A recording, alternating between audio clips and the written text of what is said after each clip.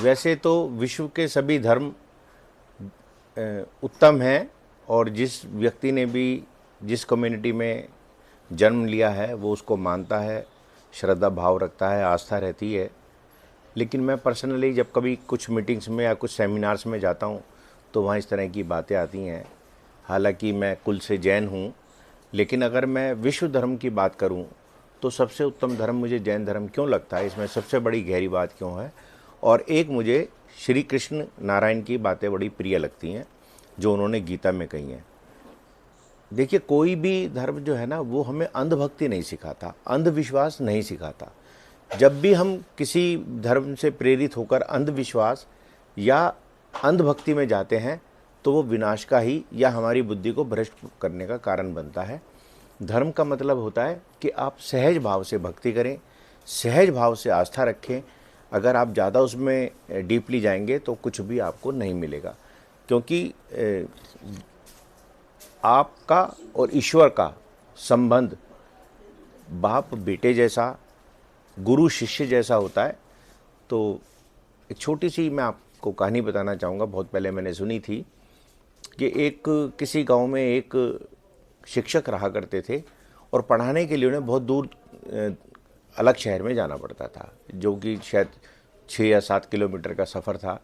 पैदल आया जाया करते थे, ईश्वर में भक्ति भी रखते थे। तो सोचते थे कि कभी ईश्वर इतना पैसा मुझे देगा कि मैं कोई मोटरसाइकिल लूँ तो उससे मुझे आने जाने की सुविधा मिल जाएगी। लेकिन उन शिक्षक के साथ एक घटना भी घटती थी। कभी भी जब वो आते जाते थे तो उस गांव में आने जाने वाला कोई भी उनको व्यक्ति लिफ्ट देता था कि जानने वाले होते थे, आप बैठ जाओ, इतना पैदल चलोगे। ऐसे समय कट रहा था, दिन बदले, कुछ पैसे इकट्ठे हुए, उन्होंने एक मोटरसाइकिल खरीद ली नहीं।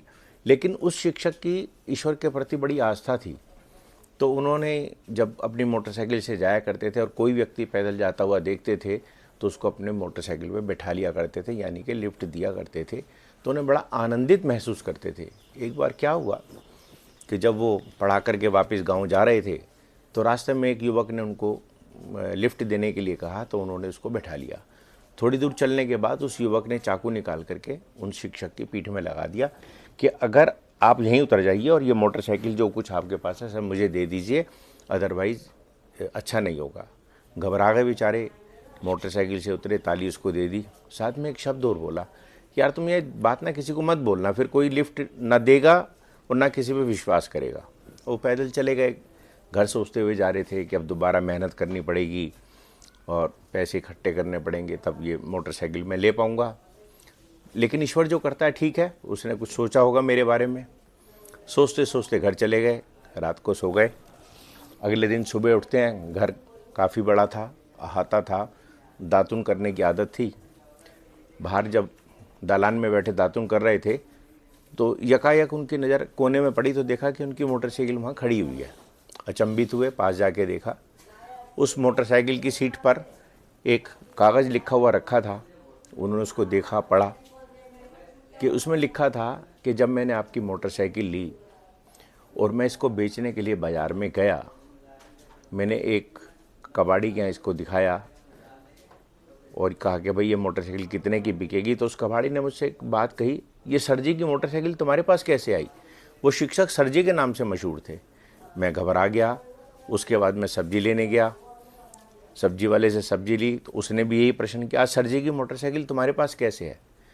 ऐसा मेरा 4-5 जगह जाना हुआ। एक जगह चालान काटने वाले खड़े थे, उन्होंने कहा अरे सर जी की मोटरसाइकिल है तुम्हारे पास कैसे? मुझे झूठ बोलना पड़ा कि मैं उनका रिश्तेदार हूँ। उसने मेरा चालान भी नहीं काटा।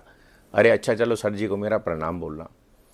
तो मुझे लगता है कि मैंने कोई ऐसा व्यक्ति चुन लिया जो कि मेरे लिए उपयुक्त नहीं है, तो मैं आपसे माफ़ी मांगता हूँ और ये मोटरसाइकिल आपको मुबारक हो। और आज से मैं चोरी का भी जो धंधा है उसे ख़त्म कर रहा हूँ।